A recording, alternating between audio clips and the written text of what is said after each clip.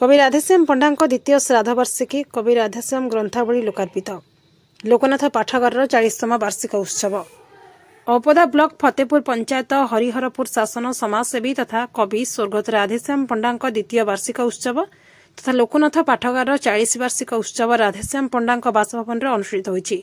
सकाळे पंडित कृष्णचंद्र पत्री और पंडित बुद्धिराम पाणिग्राही द्वारा पंडा परिवार समस्त सदस्यों द्वारा दासपोखरी लोकार्पण करा परे भागवत पुराण और गीता पाठ करा एही अवसर में अवसरप्राप्त शिक्षक नरहरि महांती अध्यक्षता आयोजित स्वर्गत राधेश्याम पंडा द्वितीय वार्षिक उत्सव और लोकनाथ पाठागार 40तम वार्षिक उत्सव अवसर में मुख्य अतिथि भाव पूर्वतन मंत्री ज्योतिप्रकाश पाणिग्राही जोगदे कहते स्वर्गत राधेश्याम पंडा आत्मजीवनी कहवा सह पारिवारिक संपर्क में जड़ित बोली कहते।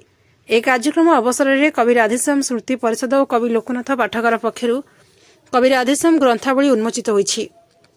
एक कार्यक्रम में कवि डॉक्टर विपिन बिहारी विश्वाल डॉक्टर सुरेन्द्रनाथ त्रिपाठी कवि ब्रजेन्द्रनाथ गिरी पंडित कृष्णचंद्र पत्री अवसरप्राप्त प्रोफेसर मुक्तिकांत सतपथी डॉक्टर भागवत लेंका हरिहर पाणिग्राही प्रमुख जोगदे वक्तव्य प्रदान करथिले।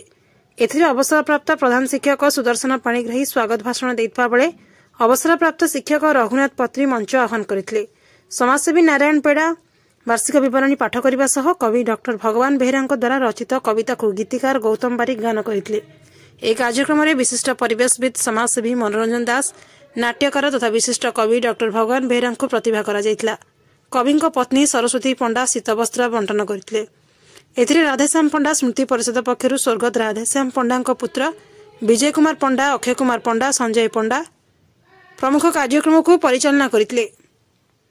सदस्य एवं स्मृति परिषद समस्त सदस्यों को मोर शुभेच्छा ज्ञापन करुच्ची एवं मंचासीन सभापति महोदय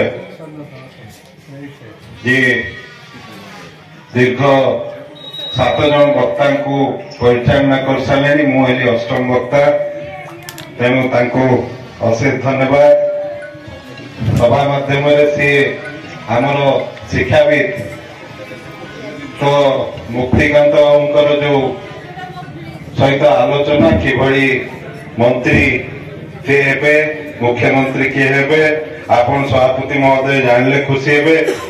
मु विधायक थिला बेले ताको खैरा कॉलेज रो मंत्री करथिली खैरा कॉलेज रो मंत्री मु विधायक गला परे कि से मंत्री पद पळैछि सेटा सबुठ बड़ दुखर कथा।